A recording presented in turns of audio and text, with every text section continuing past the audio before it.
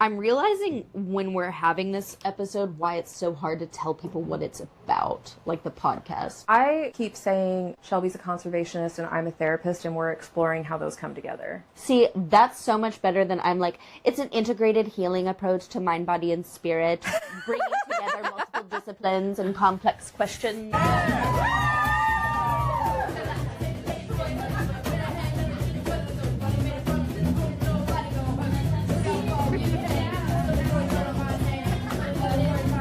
Aimed. One thing I'll lovingly challenge you to do, myself as well, because my therapist challenged me lovingly years ago with this, and I'm still forgetting and remembering it, is don't be so consumed with learning everything there is to know or really analyzing yourself too much, because it's like the information's always changing. Yes. And one of the conversation that I was having was sometimes we turn healing into just another way of beating ourselves up. As ridiculous as that Of punishing ourselves to Yeah. like, it's like indulgences. So it's like indulgences for the Catholic Church. The idea that if I pay for what I've done Oh, exactly. or overcompensate for who I used to be, Exactly. then I will never be alone. But I then will I never think be. if you're so used to performing being okay, then healing just becomes another performance. Oh my God. Well, also for me, I realized that I wasn't focused on the things that needed the most healing, Absolutely. but I thought that I was. Eh. And I was intellectualizing healing because I love to study, I love to read. And I was like, oh, well, I know I'm experiencing cognitive dissonance right now, but da-da-da-da. It's the exact conversation I was having with, we use intellectualism as a protection and self-preservation, and I understand why it's there. I was that kid. That's the only safety that I had, was in trying to understand, Oh my because God. everybody could treat me badly, and as long as I could make sense of it and rationalize it, then it kept me able to stay in the house and not literally run away. Different version of the same. Like, and I'm sorry that you felt that way, Courtney, because I wonder if that's a thing with a lot of smart kids and creative kids. It's like you had to be.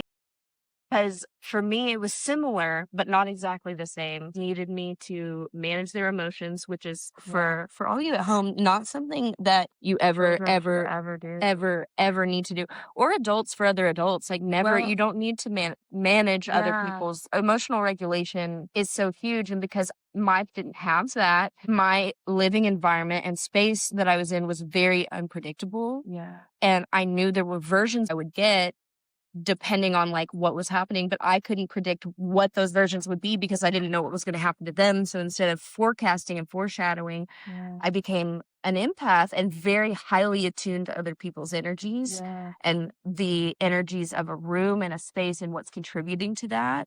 Mine was so similar to It's the neurodiverse social justice ally urge to see and be seen. Yeah. And continue seeing what transpires. See you, see me, see you, see me, see you, see me, see you, see me, seeing you. I think it's interesting because I have been able to watch and admire certain aspects of my parents' own growth and the ways that I've really fought to maintain their relationship with them. Also, I constantly hold so much hope. And I try to take the little wins with them. And I know that it might not always be the healthiest, but I feel like it's so much healthier than it's ever been.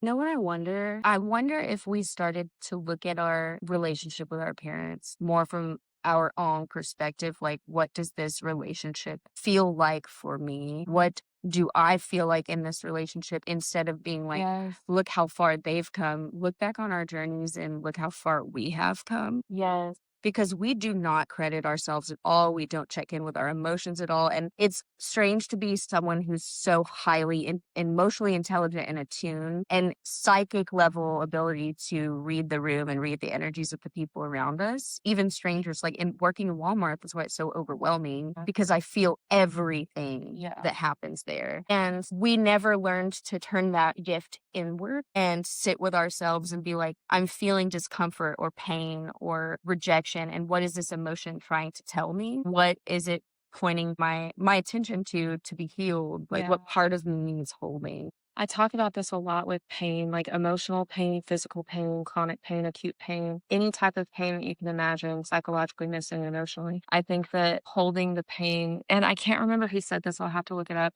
but in my very first collegiate, went back to Arizona to give this presentation. I remember it said, I cannot change your pain, but I can help you change your relationship to Oh pain. my God, all my tarot readers have been calling me a transmuter of pain. Like I have healing vibrations and frequencies that transmute pain and suffering and darkness into light. I was really pondering the question. I want to know what you think about this.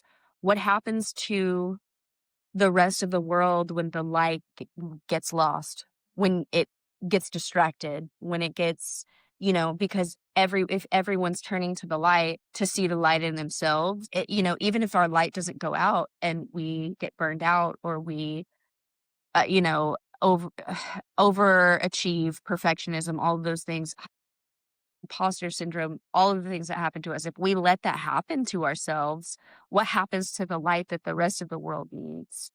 And I hadn't thought about it like that until I started using my voice and, I stuttering as I stand in my power.